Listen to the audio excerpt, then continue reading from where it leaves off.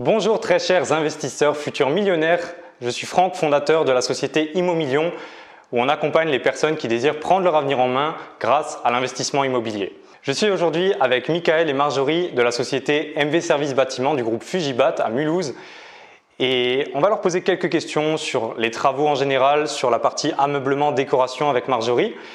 Et donc avant de commencer, vous connaissez la chanson, vous pouvez vous abonner en cliquant sur le bouton sous la vidéo. Et n'oubliez pas la petite cloche pour recevoir une notification à chaque fois qu'une nouvelle vidéo sortira. Donc, Michael, si tu peux commencer peut-être, qu'est-ce que tu peux nous dire de la société MV Services? Où est-ce que vous êtes implémenté? Qu'est-ce que vous faites exactement? Quels sont vos différents corps de métier? Parce que vous n'êtes pas juste un seul corps de métier. Et qu'est-ce que vous pouvez proposer un petit peu aux clients? MV Services Bâtiment, c'est une entreprise qui est jeune, qui a 10 ans maintenant, qui est spécialisée en rénovation tout corps d'état avec une grosse spécialisation pour le second œuvre. On appartient à un groupe familial, donc Fugibat, Yes. qui a été fondé en 1981, qui fait aussi de la rénovation tout corps d'état, donc avec une spécialisation structure et travaux de plus grande ampleur. Ok. Et donc toi, tu es responsable commercial du groupe MV Services. C'est ça. Quelle est la particularité d'MV Services? Parce que je pense que c'est un peu ça qui va intéresser nos amis investisseurs. MV Services Bâtiment s'occupe de rénovation d'appartements, de rénovation totale ou partielle d'appartements. Plus de second œuvre finalement. Plus du second œuvre, donc plâtrerie, revêtement de sol, carrelage, peinture, ce genre de travaux, électricité, sanitaire, chauffage. Donc vous touchez vraiment à tout ce qui est second œuvre dans MV Services. Et donc c'est ça qui est très intéressant parce qu'on va pouvoir aborder un petit peu tous les points. On va parler de tarifs, on va parler de prestations, etc. Et ensuite avec Marjorie qui, elle, s'occupe plutôt de la partie ameublement, décoration. L'organisation de l'ensemble des appartements. Ok, donc un peu comme une décoratrice d'intérieur finalement. Oui, c'est en quelque sorte, ouais. Super. Donc pour commencer, j'aimerais peut-être commencer avec toi, Michael, un petit peu, te demander, ok, moi je suis un investisseur, je veux choisir une entreprise. Pour faire mes travaux, sur quels critères est-ce que je devrais me baser finalement?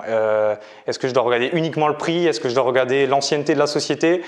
Quels sont les critères qui sont d'après toi très importants pour choisir une entreprise si on n'a pas forcément des recommandations, quoi?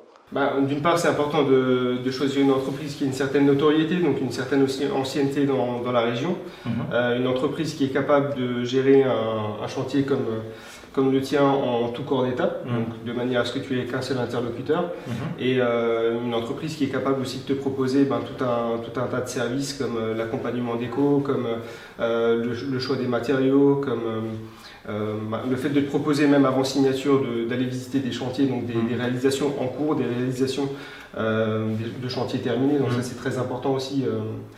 Ok, donc pour toi finalement ça serait plus important, enfin une entreprise qui peut englober tous les corps de métier, c'est à favoriser par rapport à aller sélectionner son électricien, son plombier, son sanitaire.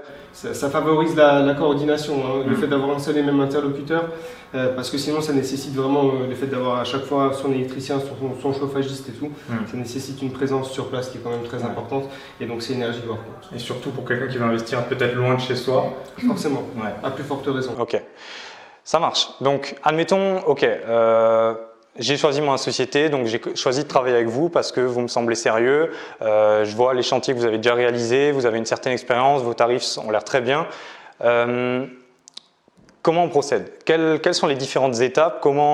Par quoi on commence? C'est-à-dire, ok, moi j'ai un chantier, j'ai une rénovation à faire.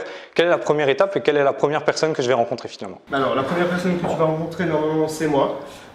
Puisque si tu es déjà propriétaire, enfin que tu sois propriétaire ou non, en général tu fais appel à nous et puis on fait soit une estimation avant achat, soit un devis précis qui répondra un petit peu à tes critères et ensuite on va jusqu'au choix des matériaux ensemble, en général avec l'aide de Marjorie qui apporte ses conseils pour tout ce qui est prestations déco. Ok, et donc admettons que j'ai pas, parce que forcément, voilà, moi je suis investisseur, je veux faire une bonne affaire, donc je veux acheter au bon prix, et pour ça il faut que je connaisse le prix des travaux.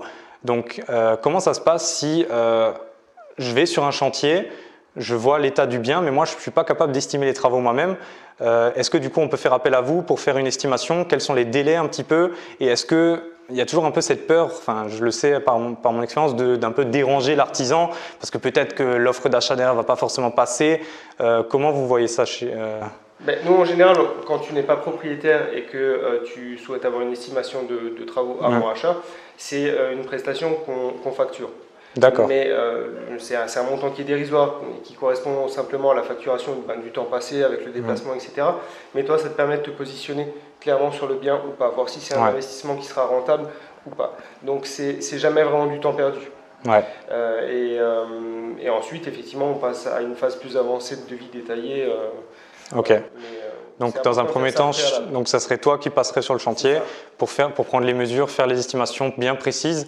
Et à ce moment-là, les estimations que tu as fait, le prix que tu as indiqué sur le devis, c'est le prix qui sera sur le devis final. C'est-à-dire il n'y aura pas… 5% près. Okay. Après, bien sûr, il y a une variable qui est liée à ce que tu vas finalement décider de retenir dans les prestations que tu as demandées initialement. Ou pas. On sait que les projets évoluent aussi parfois en cours de chantier, de changer d'avis, mais en tout cas, ce qui est sûr, c'est qu'à 5% près, ce sera proche de la… Ok, donc on risque pas d'avoir une mauvaise surprise. Et, ok, ça c'est très important. Donc lors de cette prise de premier rendez-vous, comment tu fais pour définir finalement quel type de matériaux, quel type de prestations tu vas mettre sur le devis pour quel type de profil et pour quel type de bien? Alors, comme on a tendance à développer plutôt des partenariats avec nos clients, plutôt que simplement faire un chantier et puis c'est tout, à force de travailler avec les mêmes clients, on sait aussi quel type de prestations ils souhaitent, donc quelle qualité ils souhaitent apporter aussi au chantier. Donc de toute façon, il y a toute une phase de découverte où lors de la prise de mesure, on pose des questions aux clients, savoir s'ils préfèrent du parquet ou du revêtement de sol caressé ou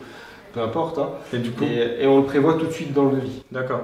Et du coup, par exemple, pour un investisseur, est-ce que vous avez des matériaux spéciaux investisseurs? Est-ce que vous avez des… Après, ça dépend du bien aussi, ça dépend de l'état dans lequel est le bien et des travaux qui vont devoir être faits derrière, ça c'est clair. Et après, bien sûr, on va toujours privilégier un rapport qualité-prix.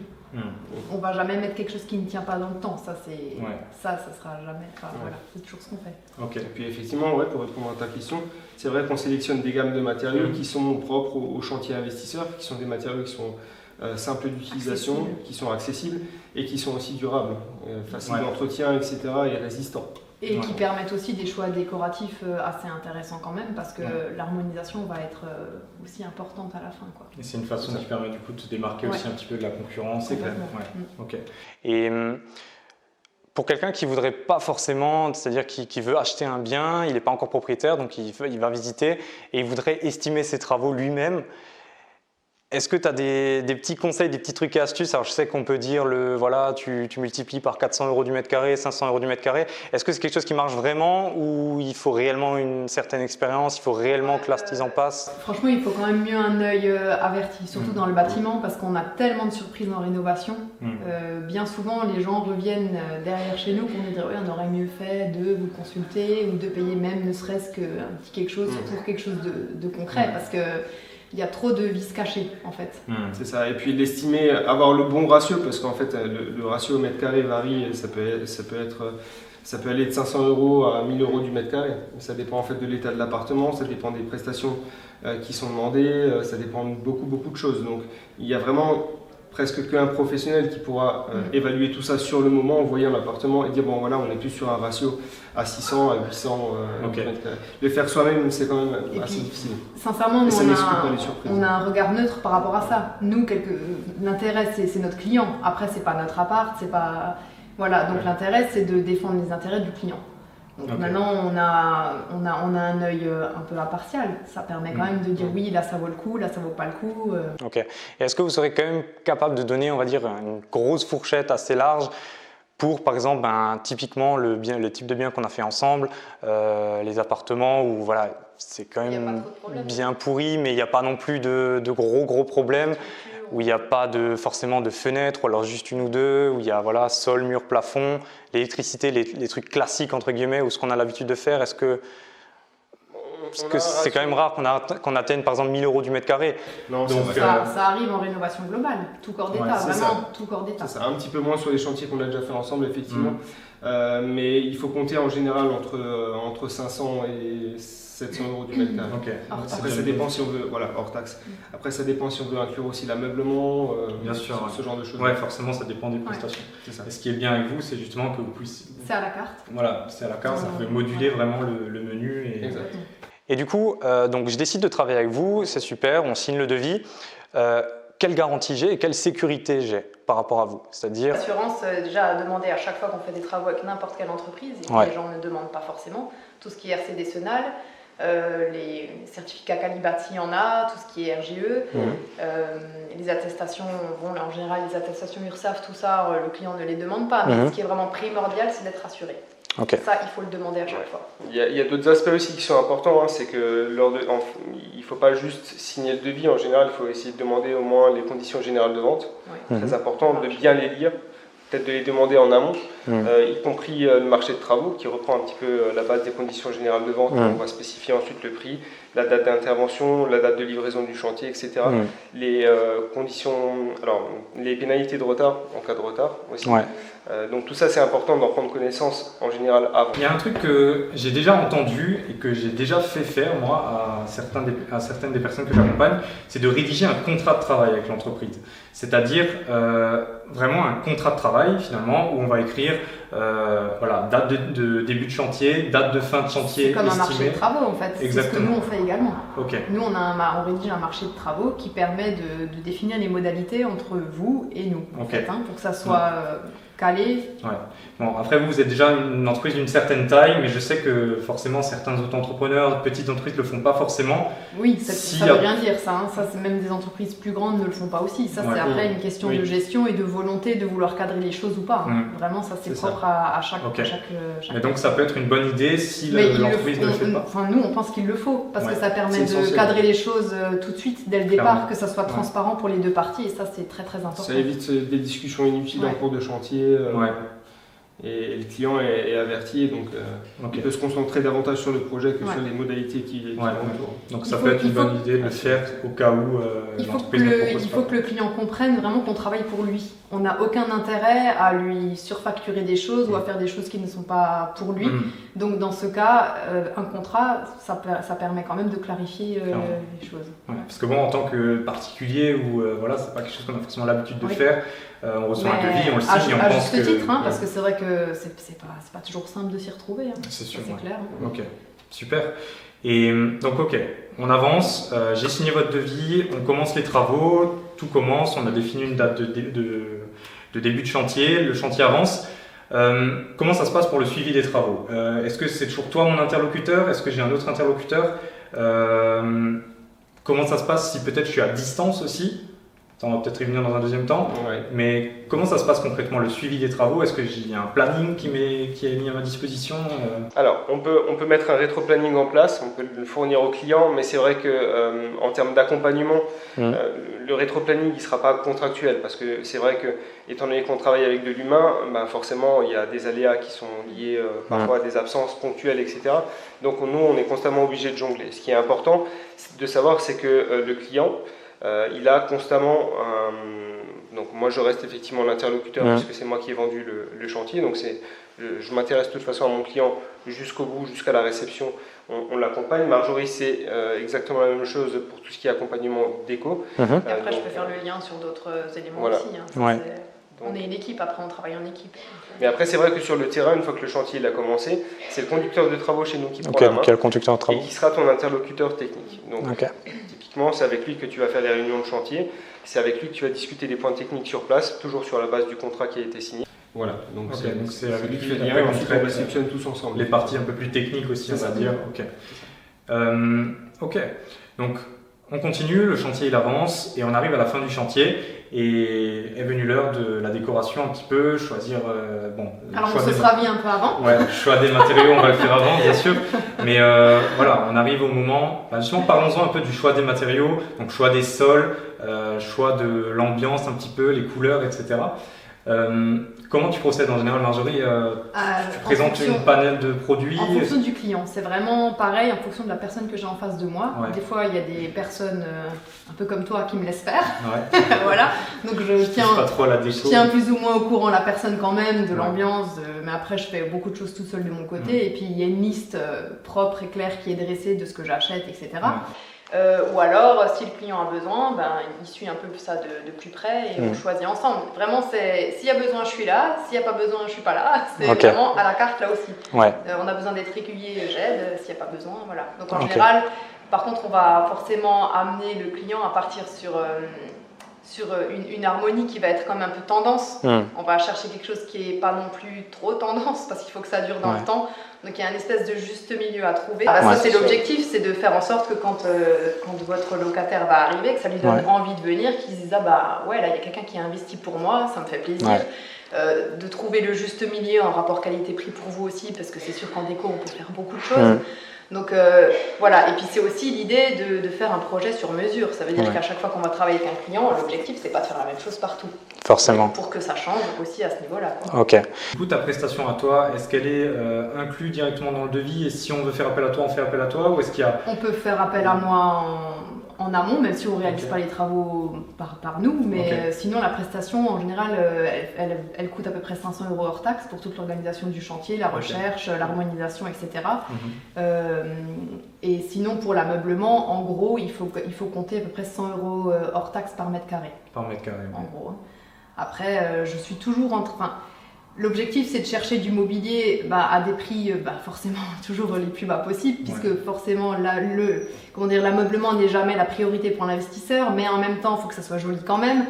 Donc c'est là où je vais faire un travail de recherche entre le recyclé, le pas recyclé, bref. Après il y a tout un travail à me laisser faire en amont, parce que c'est vrai que je peux pas non plus appeler le client toutes les minutes à lui dire là j'ai une opportunité, est-ce que je peux acheter c'est là aussi que c'est important de travailler en confiance, parce que sinon, on n'avance pas non plus, quoi. Ok.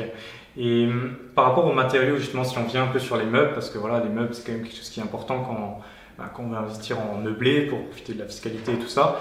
Donc, c'est aussi ça qui permet de se démarquer un petit peu, forcément, parce que quelqu'un qui va... Enfin, voilà, pour prétendre à la fiscalité du meublé, il faut mettre, il y a certains meubles précis, un lit, il y a des trucs très simples. Il y a une liste de base. En fait, il y a une liste de base qui peut aussi changer. Un peu plus loin, je pense. Donc, du coup, comment tu fais pour savoir ce que tu vas mettre, connaître tes limites aussi un petit peu, où tu vas dire, ça c'est peut-être pas nécessaire, ça on peut l'économiser pour le client, et comment tu vas faire pour harmoniser un petit peu le tout? Comment tu procèdes en général? C'est-à-dire, tu vas... En fait, c'est pareil, c'est de nouveau le client qui quelque part va me donner le là de départ. C'est-à-dire que la liste, il y a une liste de base. Soit on veut me donner plus de choses à faire, dans ces cas-là, on va définir une liste plus longue, mais là le budget va forcément augmenter aussi, parce qu'à un moment donné, il faut bien s'adapter. Après, l'objectif c'est d'aller toujours, quoi qu'il en soit, de se dire qu'est-ce que j'achèterais même pour moi, qu'est-ce que j'aurais envie de mettre pour moi. J'irai non plus jamais acheter quelque chose qui tient pas la route ou qui soit pas en corrélation avec les valeurs qu'on veut défendre. Donc pour toi, c'est bon rapport qualité-prix? Pour moi, c'est de toute façon un bon rapport qualité-prix. Je vais d'abord, par exemple, pas économiser sur tout ce qui est literie. Alors, je vais aussi toujours, c'est un détail, mais je vais aussi essayer de faire travailler des entreprises françaises. Je vais aussi chercher, c'est vrai que je vais favoriser les secondes mains quand même, ça c'est vrai aussi. Alors après, il ne faut pas que ça fasse désuet ou que ça soit, on est d'accord. Mais moi, je travaille pour mon client. Donc l'objectif de ça, si je peux économiser 50 € à droite, ça me fait 50 € pour aller à gauche. Enfin, c'est vraiment toute une gymnastique pour essayer au maximum de tenir un budget, parce que je sais bien que c'est pas prioritaire, mais qu'en même temps, il faut que ça soit sympa, quoi. Et puis là, on voit finalement aussi, parce que pour avoir travaillé déjà plusieurs fois avec vous et avec toi, Marjorie, on voit qu'il y a clairement une gymnastique derrière tout ça. Il y a du gauche à droite, comme tu dis, et je pense que les 500 € hors taxe que tu demandes sont vraiment dérisoires par rapport à... C'est rentable, je pense. Par rapport à si on fait le ratio, j'ai envie de dire, temps-argent, entre aller faire les magasins de meubles et tout ça, parce que tu ne vas pas te contenter d'aller simplement chez Ikea et... Non, pas du tout, non. Il y a vraiment une recherche qui va un peu plus loin. Yes. Il faut dire une chose aussi, c'est que pendant longtemps, la notion de chantier investisseur avait une connotation assez péjorative par rapport à la qualité qui était apportée. Et c'est vrai que chez nous, on apporte vraiment le même soin, un chantier particulier, chez des gens qui veulent se faire plaisir, c'est le projet d'une vie, etc. Ils vont investir pour eux, etc., que les chantiers investisseurs. Donc, et on voit d'ailleurs sur le rendu final, on n'a pas l'impression que c'est intéressant ce que tu dis, parce que c'est vrai que l'investissement immobilier, forcément, ça se démocratise un petit peu de plus en plus, le meublé, tout ça. Tout le monde veut faire pareil, tout le monde veut commencer à faire un peu la même chose, mais là on remarque surtout sur certains secteurs comme ici Mulhouse par exemple, où clairement on est obligé de se démarquer un petit peu, on est obligé de faire faire du tout blanc et puis des meubles qu'on avait dommage, dans la cave. C'est dommage d'ailleurs, parce que finalement le fait de faire du tout blanc, c'est qu'on se dit ça va être plus facilement accessible. Or c'est vraiment une erreur. Ouais. Je pense que justement c'est en personnalisant un peu les choses, même si c'est à votre goût, au goût du client, c'est là aussi où les gens vont se dire ah ouais, il y a une âme, il y a quelque chose. C'est ça. Hein, et puis après nous on va aussi utiliser des peintures écologiques, c'est quand même important aussi. Encore une fois là la recherche d'optimisation elle est là aussi. C'est que ce soit au niveau des peintures, au niveau des matériaux qu'on va poser, il y a vraiment une recherche de faciliter le bilan carbone à ce niveau-là également. À tout niveau en fait. Et c'est des détails, mais c'est des petits détails qui font la différence. Top. Ben, je pense qu'on a fait le tour pour moi. Est-ce que vous aviez peut-être un mot de la fin, quelque chose à rajouter ou... Tout simplement que vos projets, c'est nos projets, donc c'est important. Nous, ce qu'on veut, c'est la réussite. Donc si vous réussissez, nous aussi. Ça fait partie d'un bilan gagnant-gagnant et je crois que c'est le plus important. Après, le reste, la satisfaction, c'est ce qui est le plus important. Top. Donc vous êtes sur Mulhouse et alentours. Où est-ce qu'on peut vous retrouver? Est-ce que vous avez un site internet, quelque chose qu'on mettra dans... www.mvservice.fr et www.fujiba.fr. Ok, donc ça c'est les deux enseignes finalement. Voilà, c'est ça. On mettra dans la description. Si vous avez apprécié la vidéo, n'hésitez pas à nous le faire savoir en mettant un petit j'aime, un petit commentaire. Et puis voilà, donc on se retrouve dans une autre vidéo, peut-être pour une autre interview, et je vous dis à la prochaine. Ciao. Salut. Ciao.